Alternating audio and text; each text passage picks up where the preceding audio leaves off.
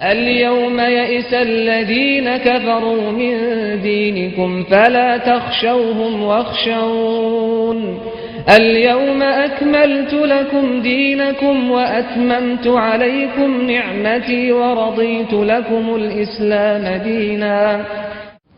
بسم اللہ الرحمن الرحیم الحمد للہ رب العالمین وصلی اللہ علی محمد وآلہ الطاہرین ولعنۃ اللہ علی اعدائہم اجمعین الی قیام یوم الدین. موضوع گفتگو نبوت کی شرائط میں سے ایک شرط ہے معجزہ. یہ معجزہ کیا ہے اور معجزے کی کیا شرائط ہیں؟ پہلے مرحلے میں یہ چیز واضح رہے کہ لفظ معجزہ عجز سے نکلا ہے، یعنی ایسا عمل جس سے انسان عاجز ہو اس کی مثال لانے سے. بس نبی کی شرائط میں سے ایک شرط یہ ہے کہ وہ ایک معجزہ ظاہر کرے. البتہ پہلے مرحلے میں ہم نے توجہ دلائی کہ شرائط نبوت میں سے ایک شرط معجزہ یا یہ کہ ایک ایسی ہستی کہ جس کی نبوت ثابت ہو، اگر وہ یہ فرما دیں کہ یہ نبی ہے، تو جن کے بارے میں یہ فرمایا کہ یہ نبی ہیں تو پھر معجزے کی ضرورت نہیں. لہذا بعض انبیاء علیہ السلام ایسے بھی گزرے ہیں کہ ان کے دور کے دیگر انبیاء نے جب ان کے بارے میں اس بات کی تصریح کر دی اور واضح کر دیا کہ یہ نبی ہیں تو پھر معجزے کی ضرورت نہیں، کیونکہ ان لوگوں کے درمیان انہوں نے اس بات کو واضح کیا کہ نبی ہیں کہ جو ان کی نبوت کو مانتے تھے. اب اگر ایسے افراد کے جو ایک نبی کی نبوت کو مانتے ہیں انہی کے درمیان وہ نبی ایک اور شخص کے بارے میں فرما دیں کہ یہ نبی ہیں تو یہ دلیل کے لیے کافی ہے. کہا جائے گا کہ ہم نے انہیں نبی مانا. دلیل کیا تھی کہ ہماری قوم میں ایک اور فرد کے جن کی نبوت ثابت تھی، جب انہوں نے اقرار کر دیا، انہوں نے اعلان فرما دیا کہ یہ نبی ہیں تو اتنا کافی ہے. اب اگر ایسی کیفیت نہ ہو تو صرف ایک راہ بچتی ہے، اور وہ یہ کہ نبی کہ جنہوں نے نبوت کا دعویٰ کیا ہے وہ اپنے دعوے کے اس بات کے لیے، یعنی اپنے دعوے کو ثابت کرنے کے لیے ایک معجزہ ظاہر فرمائیں. معجزے کے لیے عام طور پر 4 شرائط کا ذکر کیا جاتا ہے، جن میں سے ایک یہ کہ معجزہ دعوی نبوت یا امامت کے ساتھ ہو. کیا مراد اس سے مراد یہ کہ اگر ایک شخص نبوت کا دعویٰ کرے تو اس دعوے کو ثابت کرنے کے لیے، یعنی ایک شخص اعلان کرے کہ میں نبی ہوں اور اپنی نبوت کو ثابت کرنے کے لیے جب ایک ایسا کام کہ جو لوگ نہیں کر سکتے وہ کر کے دکھائے تو کہا جائے گا کہ یہ معجزہ ہے. البتہ یہ پہلی شرط ہے. پھر یہ کہ جس کام کا انہوں نے دعویٰ کیا ہو وہ کام اس کے مطابق ہو.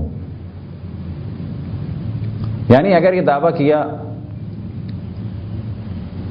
کہ میں چاند کو 2 ٹکڑے کر سکتا ہوں تو پھر چاند کے 2 ٹکڑے ہوں، ایسا نہیں کہ اس پہ گہن لگ جائے. بس پہلی شرط یہ کہ معجزہ اس وقت کہا جائے گا اس ان نیچرل کام کو کہ جب وہ نبوت یا امامت کی دلیل کے طور پہ ہو.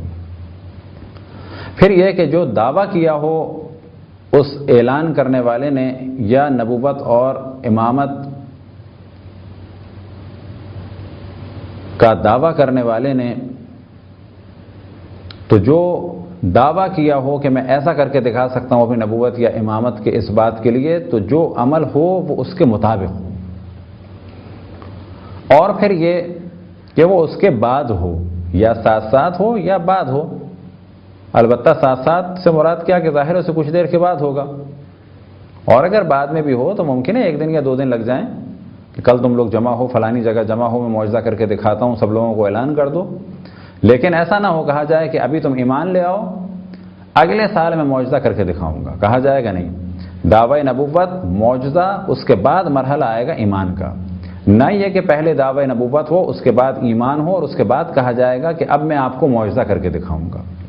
نہیں، بلکہ تینوں کام مرحلہ وار ہوں گے. پہلے مرحلے پہ دعوی نبوت، پھر اس کے بعد معجزہ، اور جب معجزہ ظاہر ہو گیا تو انسانوں پر لازم ہے کہ وہ ان کو مان لیں.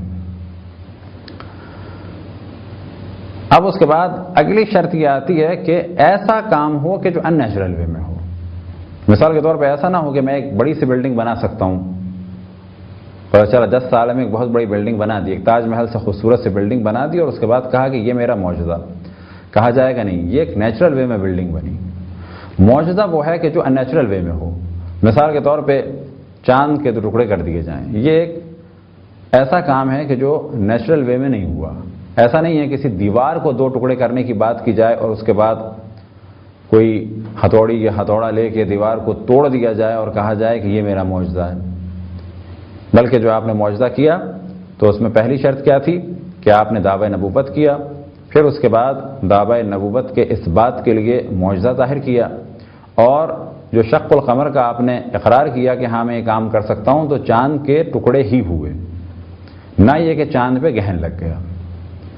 اور پھر ایسا کام کیا کہ جو ان نیچرل وے میں ہوا اور کوئی بھی انسان اس کی مثال نہیں لا سکتا. یہ ہیں چند شرائط معجزے کی. اب اگر ان شرائط کو مد نظر رکھتے ہوئے ایک اور چیز کو جان لیں, اور وہ یہ کہ معجزہ جس زمانے میں ہوگا تو اس زمانے میں کوئی نہ کوئی ایسا علم یا ہنر ہے کہ جو عروج پہ ہوگا. تو اللہ سبحانہ و تعالیٰ کی سنت یہ نظر آتی ہے کہ جو علم عروج پر ہے اسی کے مطابق معجزہ ہو رہا ہے. مثال کے طور پہ جناب موسیٰ علیہ السلام کے دور میں جادو کا عروج تھا. اب جب فرعون نے دربار میں جادوگروں کو جمع کیا تو جناب موسیٰ کا معجزہ یہ تھا کہ جادوگروں کی جو آخری حدود ہیں, اور جادوگر جانتے ہیں کہ آخر میں ہم کیا کر سکتے ہیں, تو جادوگروں کے ان تمام کاموں کو جناب موسیٰ علیہ السلام نے بحکم خداوند تبارک و تعالیٰ باطل کر دیا. یہ چیز ذہن میں رہے کہ جادوگر یا کوئی بھی ایسا آدمی جو اپنی فیلڈ کا ماہر ہو وہ یہ جانتا ہے کہ اس کی آخری حد کیا ہے اور زیادہ سے زیادہ اور بڑے سے بڑا کیا کام کیا جا سکتا ہے.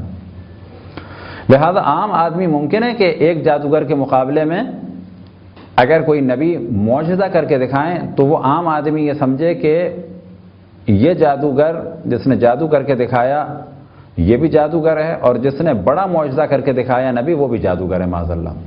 لیکن وہ آدمی کہ جو اس علم کی حد و حدود سے آشنا ہو, مثال کے طور پہ جادو کی حد و حدود سے آشنا ہو, تو وہ یہ جان لے گا کہ نہیں پہلے والے نے تو جادو کیا, کیونکہ ہمیں معلوم ہے کہ جادو سے یہ کام کیا جا سکتا ہے, لیکن جو دوسرے شخص نے کام کیا ہے وہ یہ کام جادو سے نہیں ہو سکتا.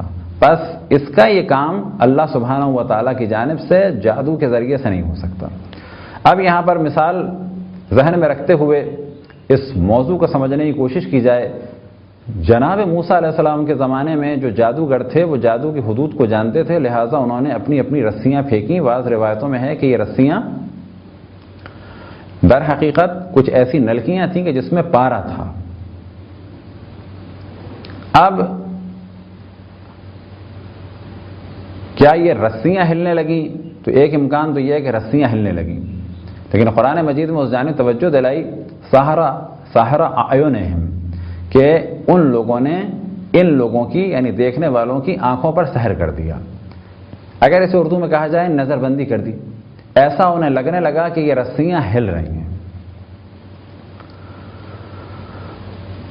وہ یہ جانتے تھے کہ رسی کو سانپ کی صورت میں حرکت کرتا ہوا دکھایا جا سکتا ہے, بس سب سے بڑی حد و حدود جادو کی یہ ہے, آخری حد یہ ہے. جناب موسیٰ علیہ السلام نے بے حکم خداوند تبارک و تعالیٰ عصا کو زمین پہ ڈالا اور وہ عصا سانپ بن گئی, سانپ واقعی, اور اس نے باقاعدہ حرکت کی, اور حرکت کرنے کے بعد منہ کھولا, اور منہ کھولنے کے بعد ان تمام رسیوں کو چھوٹے سانپ کی صورت میں تھے ان سب کو نگل گئی, اور اس کے بعد دوبارہ عصا بن گئی. عام آدمی ممکن ہے گمراہ ہو جاتا, لیکن جو سب سے پہلے اقرار کیا وہ جناب موسیٰ علیہ السلام کے مقابلے میں جادوگر آئے تھے. ان لوگوں نے اقرار کیا اور اعلان کیا آمنا برب العالمین, آمنا برب موسیٰ و ہارون, کہ ہم رب العالمین پہ ایمان لے آئیں. کون سا رب؟ جو رب ہے موسیٰ اور ہارون کا. بس معلوم ہوا کہ سب سے پہلے دربار فرعون میں کون ایمان لایا جناب موسیٰ علیہ السلام پر؟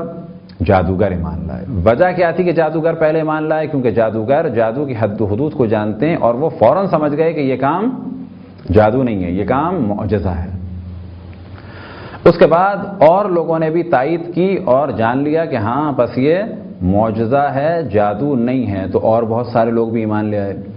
ایمان لانے کا جو ان کا مرحلہ ہے اگر دیکھا جائے کہ خدا ان کے درجات کو بلند سے بلند فرمائے اور ہمیں بھی یقین محکم عطا فرمائے, جب ان جادوگروں سے فرعون نے سختی سے بات کی اور کہا کہ تم میری بغیر اجازت ایمان لے آئے, میں تمہارے ہاتھ اور پاؤں مخالف سمتوں میں کاٹ دوں گا, تمہیں سولی پہ چڑھا دوں گا, اور موسیٰ تم سے بھی بڑا جادوگر ہے, اس نے تمہیں جادو سکھایا ہے, اب جب یہ دھمکیاں دیں تو جناب موسیٰ علیہ السلام کے سامنے وہ جادوگر آئے تھے اور کچھ دیر پہلے وہ مقابلے کے لیے آئے تھے. اب جناب موسیٰ پر ایمان لے آئے, جناب موسیٰ کہ اللہ سبحانہ و تعالیٰ پر ایمان لے آئے. ان کا معرفت کا جملہ جسے قرآن مجید میں سورہ اعراف میں نقل کیا گیا کہ جادوگروں نے فوراً کہا اس دھمکی کے بعد, لا ضیرہ, کوئی حرج نہیں, کوئی ہمیں آج خوف نہیں ہے, انا الی ربنا لمنقلبون, ہم اپنے رب کی جانب پلٹ جائیں گے. یہاں جادو انہوں نے کیا, وہاں ان کا جادو باطل ہوا. فوراً انہوں نے جناب موسیٰ کی نبوت کو مانا اور اللہ سبحانہ و تعالیٰ کی خالقیت کو اور ربوبیت کو مانا, اور فوراً اس کے بعد یہ جملہ کہا کہ اب ہمیں تم سے کوئی خوف نہیں ہے, اگر تم ہمیں قتل کر دو تو کیا ہوگا, انا الی ربنا لمنقلبون, ہم اپنے رب کی جانب, کون سا رب, وہی رب موسیٰ و ہارون, وہاں پر پلٹ جائیں گے. یہ کمال نظر آتا ہے کہ ان جادوگروں کا ایمان چند ہی لحظوں میں بہت ہی بلند ہو گیا. ان جادوگروں کا ایمان بہت ہی عرفہ و اعلیٰ تھا, اور یہ جادوگر چند ہی لحظوں میں صف اول کے مؤمنین میں شامل ہو گئے. بس جناب موسیٰ علیہ السلام کے دور میں جادو کا زور تھا, لہذا معجزہ ایسا آیا کہ جس کی سب سے پہلے تائید ان لوگوں نے کی کہ جو جادو کے ماہر تھے, کیونکہ دربار فرعون میں تھے. فرعون نے بہترین جادوگروں کو جمع کیا تھا. جناب عیسیٰ علیہ السلام کے دور میں اگر آپ دیکھیں تو طب کا زور تھا. تو جناب عیسیٰ علیہ السلام نے جو معجزہ دکھایا وہ کیا تھا, ابری الاکمہ والابرص واحیی الموتى باذن اللہ, کہ میں کوڑیوں کو شفا دوں گا, نابینا کو بینا کروں گا, مردے کو زندہ کروں گا. کیسے, باذن اللہ. اب اگر ان تینوں چیزوں کو دیکھ لیں تو آج بھی طب ان چیزوں کو انجام نہیں دے سکتی. ممکن ہے کوئی کہے کوڑی کو شفا ہو جاتی ہے, لیکن کوڑی کو شفا فقط ہاتھ کے اشارے سے یا ہاتھ کی حرکت سے آج بھی کوئی نہیں کر سکتا. آج بھی اگر کوئی ایسا کام کرے تو کہا جائے گا کہ یہ کام ایک انسان کا نہیں ہے, اللہ کی جانب سے. بعض لوگوں نے دعویٰ کیا فلپائن میں ادھر ادھر کہ ہم ایسا کام کر سکتے ہیں ہاتھ سے آپریشن, وہ نظر بندی زیادہ تھی اور زیادہ دن وہ کام چل نہیں سکے. اگلا مرحلہ آتا ہے آنکھوں کا. آنکھوں کا علاج آج بھی ہو سکتا ہے, لیکن کوئی بھی بڑے سے بڑا ڈاکٹر فقط ہاتھ کے اشارے سے یا ہاتھ کی حرکت سے یا ہاتھ کے مس کرنے سے, چھونے سے کسی مادر ذات اندھے کو جو پیدائشی اندھا ہو بینا نہیں کر سکتا. اسی طرح سے کوئی مردے کو زندہ نہیں کر سکتا. جناب عیسیٰ علیہ السلام کے جو معجزات تھے ان کا تعلق طب سے تھا. وجہ کیا ہے کہ اس زمانے میں طب عروج پہ تھی. رسول اللہ صلی اللہ علیہ وسلم کے زمانے میں فصاحت و بلاغت کا عروج تھا. عربوں میں اگر کلچر کے اعتبار سے آپ دیکھیں اور سابقہ دور کی جانب نگاہ ڈالیں تو مکے میں آپ کو کوئی بھی آثار قدیمہ اور آرٹ کا نمونہ نظر نہیں آئے گا, جبکہ اس سے پہلے موئنجوداڑو بھی تھا, ہڑپا بھی تھا, ٹیکسلا بھی تھا, الورا اجنتا کی غاریں بھی تھیں, اہرام مصر بھی تھے, اور بہت ساری بہترین عمارتیں اور مختلف تمدن تھے. لیکن مکے میں آپ کو کوئی بھی خوبصورت بلڈنگ, کہیں پہاڑوں میں بہترین قسم کی سنگ تراشی, یا حتیٰ اگر وہ مجسموں کے شوقین تھے تو خوبصورت قسم کے مجسمے, کچھ ایسی چیز نظر نہیں آئے گی. وجہ کیا ہے کہ وہ جو کچھ بناتے تھے کوئی بہت زیادہ ہنر کی اعلی ترین چیز نہیں ہوتی تھی, کوئی بہترین ہنر کا نمونہ نہیں ہوتا تھا, کیونکہ ان کا زیادہ دماغ چلتا تھا مار دھاڑ میں, شور شرابے میں, لڑائی جھگڑے میں, جیسا کہ آج بھی چلتا ہے, اور ایک جذباتی قوم ہے. اور دماغ چلتا تھا کس میں, اپنے آباء و اجداد پر اور اپنے گھر والوں پر فخر کرنے میں, اپنے قبیلے کے اوپر فخر کرنے میں. اور کس میں چلتا تھا دماغ, اور ان کا دماغ چلتا تھا شعر و شاعری میں اس زمانے میں. البتہ آج شعر و شاعری میں بھی دماغ نہیں چلتا. تو ایسے زمانے میں کہ جب شعراء کا زور ہے, اور شعراء بھی ایسے کہ ان میں کفر تھا تو اپنی ایک الگ بات, لیکن بالآخر میں تصدیق کی کہ یہ کلام جو ہے عام کلام ہے نہیں اور ہم اس کی مثال لا نہیں سکتے. انشاءاللہ معجزہ رسول اللہ صلی اللہ علیہ وسلم کے ضمن میں جب قرآن کی گفتگو ہوگی تو وہاں پر بعض مثالیں دی جائیں گی. بس یہاں پر اتنا عرض کیا جائے کہ جب فصاحت و بلاغت کا دور تھا تو اللہ سبحانہ و تعالیٰ کی جانب سے رسول اللہ صلی اللہ علیہ وسلم فصاحت و بلاغت کا ایک ایسا شاہکار لے کے آئے کہ جب اس پورے کی مثال لانے کی بات ہوئی تو نہیں لا سکے, آیتوں کی مثال نہیں لا سکے. وجہ کیا ہے کہ نہ وہ سورہ لا سکتے ہیں, نہ وہ 10 آیتیں لا سکتے ہیں, نہ وہ 1 آیت لا سکتے ہیں. البتہ ان شعراء نے بعض جگہ اقرار کیا کہ یہ کام ہماری طاقت اور قدرت میں نہیں. اب اگر اسی گفتگو کو آگے بڑھائیں، بعض دفعہ دیکھا ہوگا آپ نے ہمارے یہاں بعض سادہ افراد یا کم علم افراد بہت جلدی بہک جاتے ہیں، اور جہاں ان کی امام بارگاہ میں کوئی ذرا سا رد و بدل ہوا تو فوراً اسے معجزہ کہنے لگتے ہیں۔ تو یاد رکھیں کہ اسے مجازاً معجزہ کہا جا سکتا ہے، حقیقتاً معجزہ نہیں کہہ سکتے۔ کیوں کہ مجازاً معجزہ کہنے کی وجہ کیا ہے کہ معجزے کی ڈیفینیشن یہ ہے کہ جب اعلان نبوت یا امامت کے ساتھ کوئی دعویٰ کیا جائے کسی خارق العادہ یعنی ان نیچرل کام کا، تو ظاہر ہے امام بارگاہ میں اگر کوئی چیز ہو یا ائمہ علیہ السلام کے روضے پہ کوئی کرامت ظاہر ہو تو اسے کرامت کہا جائے گا، گو کہ اس کو مجازاً معجزہ کہہ سکتے ہیں کہ ہم گئے تھے، نابینا تھے، امام رضا علیہ السلام نے معجزہ دکھایا، کہہ سکتے ہیں۔ لیکن اتنا فرق ذہن میں رہے کہ یہاں پر معجزہ کہیں گے مجازاً، اور حقیقی معجزے کی ڈیفینیشن وہی ہے، شرائط وہی ہیں جو آپ کے سامنے بیان کی۔ معجزے ابھی بھی ظاہر ہوتے ہیں، ائمہ علیہ السلام کے حرم مطہر میں یا ان کے توسل کے نتیجے میں معجزے ظاہر ہوتے ہیں، لیکن بہت آرام سے انسان اس قسم کا نہ ہو جائے کہ علم کے اوپر چند دھبے پڑ جائیں تو ان کو معجزہ کہے۔ یہ در حقیقت ائمہ علیہ السلام کی توہین ہوگی، نہ کہ ان سے اظہار محبت، کیونکہ دشمن یہ کہہ سکتا ہے کہ تمہارے ائمہ اس قسم کے دھندلے معجزے دکھاتے ہیں۔ تو یاد رکھیں کہ اگر ائمہ علیہ السلام معجزے دکھانا چاہیں گے، اگر وہ چاہیں گے تو انہی اسٹیل یا چاندی یا تانبے کے علم سے ایسا کچھ دکھا سکتے ہیں کہ آج کے دور میں چاہے وہ امریکہ ہو یا یورپ کے بعض ممالک ہوں یا جاپان ہو یا چائنا ہو یا کوریا ہو، جتنے لوگ ماہر ترین ہیں ٹیکنالوجی میں، کمپیوٹر میں یا الیکٹرانکس میں، ان کے بھی سر جھک جائیں گے کہ یہ کام کسی انسان کا نہیں ہے۔ اور ایسے معجزات یعنی کرامات ظاہر ہوتی ہیں ائمہ علیہ السلام کے روضے میں۔ کتنی دفعہ ایسے واقعات ہوئے کہ ٹانگ پوری سڑ چکی ہے، کاٹنے کا ارادہ ہے، اپوائنٹمنٹ لیا جا چکا ہے، اور اب ڈاکٹر یہ کہہ رہے ہیں کہ اب اگر 3-4 دن بھی لیٹ کر دیا تو اور یہ زخم بڑھ جائے گا، اور یہ بیماری بڑھ جائے گی، زہر پھیل جائے گا، موت واقع ہو جائے گی۔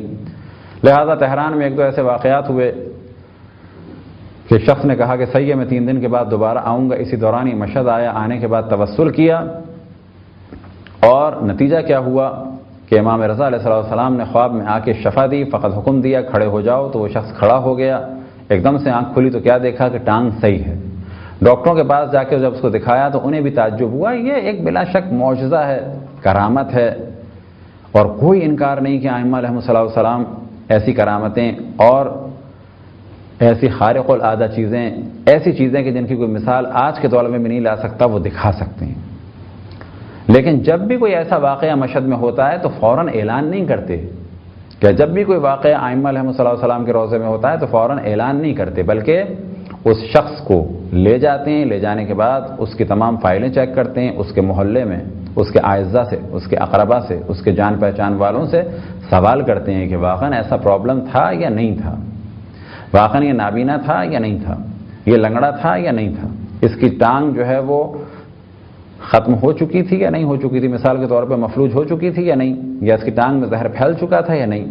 جب یہ ثابت ہو جاتا ہے کہ واقعاً یہ نابینا تھا اور اب بینا ہو گیا تو پھر اعلان کرتے ہیں حرم سے۔ وجہ کیا ہے اس چیز کی؟ وجہ یہ ہے کہ اگر ایک شخص جائے کہ جو دیکھتا ہو، محلے والے جانتے ہیں کہ یہ دیکھتا ہے، اور حرم میں جانے کے بعد شور کر دے کہ مجھے نظر آنے لگا، پھر اس کا اعلان ہو جائے، ٹی وی سے اعلان ہو جائے، بعد میں محلے والے دیکھیں کہ بھائی یہ تو صحیح تھا، اس کا کیسے معجزہ ہو گیا، تو ہوگا کیا اس کا نتیجہ کہ جوہلا تو ایک شخص کو مشہور کر دیں گے، لیکن اس کا نتیجہ کتنا برا نکلے گا کہ وہ لوگ جو پہلے سے جانتے تھے کہ یہ نابینا نہیں تھا، وہ امام رضا علیہ السلام یا باقی ائمہ کے دیگر معجزات میں بھی شک کرنے لگیں گے، کہیں ایسا تو نہیں کہ باقی بھی ایسے ہی تھے صحیح و سالم اور ایک قدم سے انہوں نے اعلان کر دیا کہ ہم بینا ہو گئے۔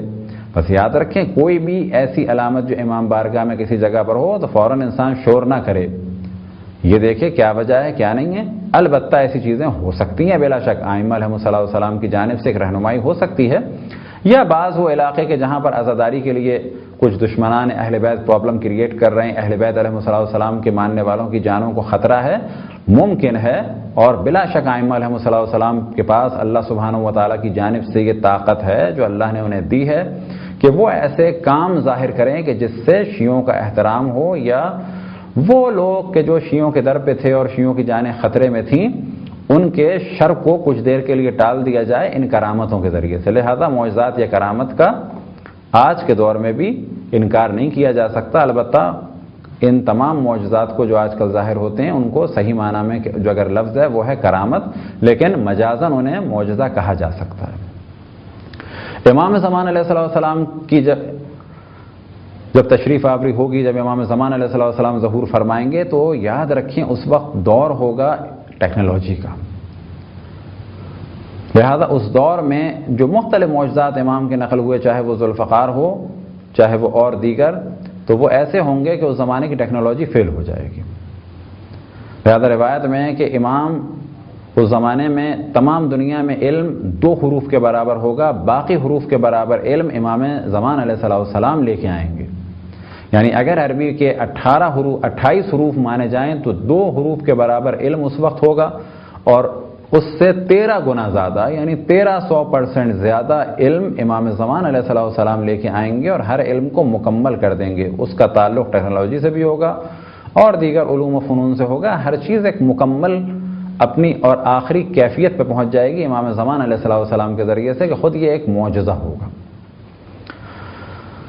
بس یہ تھی چند شرائط معجزے کی.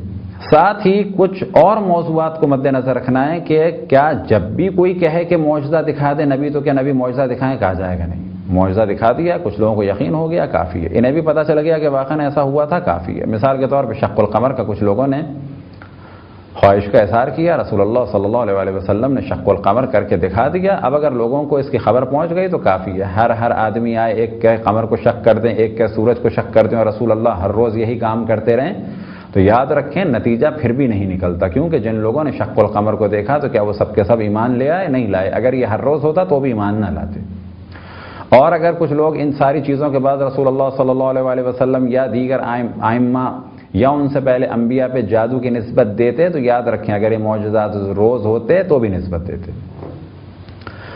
اسی طریقے سے ضروری نہیں ہے کہ معجزات کو دیکھ کے ہر انسان ایمان ہی لے آئے، بلکہ اگر کچھ لوگ ایمان لے آئے تو کافی ہے. بس معجزہ ایسا ہو کہ ایمان لانے کے قابل تو ہو، لیکن یہ ضروری نہیں ہے کہ لوگ اس کے بعد بھی ایمان لے آئیں. ممکن ہے دل میں ایمان لے آئیں، زبان سے انکار کریں. آیا ہر فرد معجزے کو دیکھے؟ کہا جائے گا نہیں. کچھ لوگوں نے دیکھ لیا، کافی ہے. ان کی خبر سے اگر کچھ لوگوں کو یقین ہو جاتا ہے تو کافی ہے. مثال کے طور پہ شق القمر کچھ لوگوں نے دیکھا اور بعد میں کثرت سے یہ نقل ہوا، دوستوں نے بھی نقل کیا، دشمنوں نے بھی نقل کیا، تو اس کے بعد اگر کسی کو یقین ہو گیا تو کافی ہے. اب یہ ضروری نہیں ہے کہ ہر آدمی کے سامنے دنیا میں شق القمر.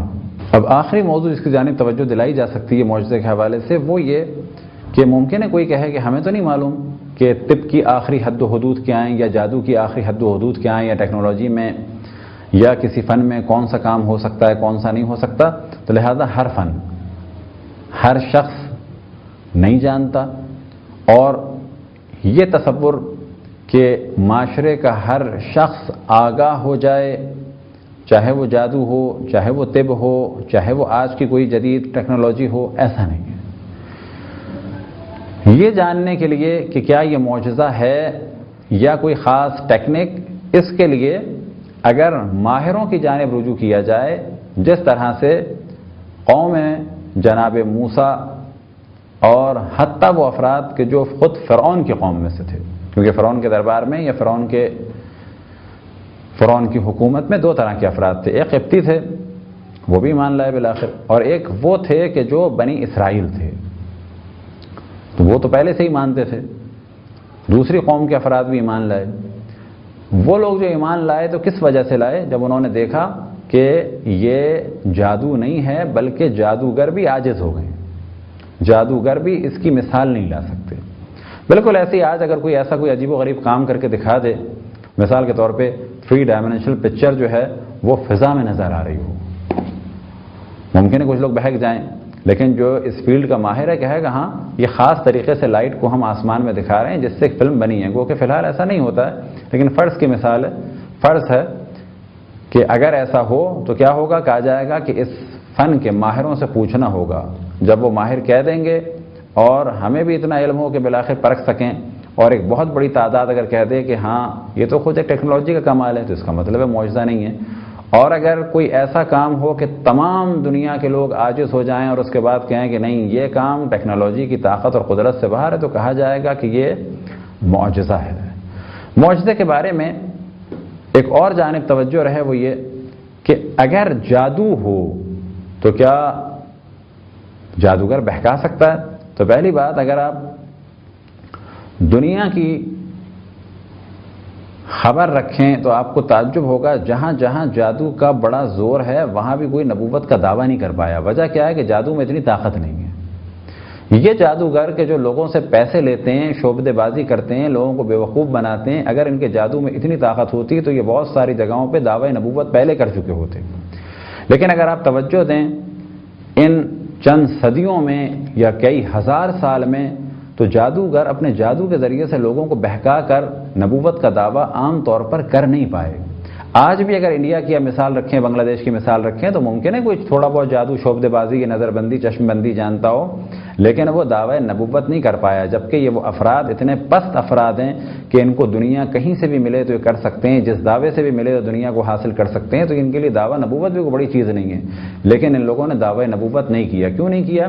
کہ ان کے جادو میں اتنی طاقت نہیں ہے، یہ لوگ اتنا سب کچھ کر نہیں سکتے۔ یہ تھی مختصر سی گفتگو معجزے کے بارے میں، اور ساتھ ہی کچھ اور موضوعات بھی جو معجزے سے ریلیٹڈ تھے ان کو بیان کیا۔